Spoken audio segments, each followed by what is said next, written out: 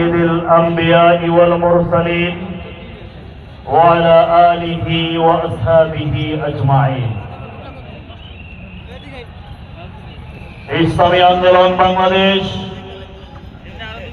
ভোলা জেলা শাখা কর্তৃক আয়োজিত আজকের এই গণসমাবেশের সম্মানিত সভাপতি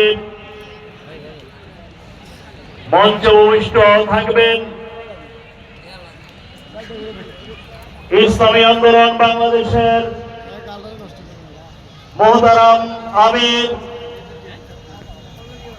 মুফতি সৈয়দ মোহাম্মদ রেজাউল করিম পীর সাহেব চরমনাই।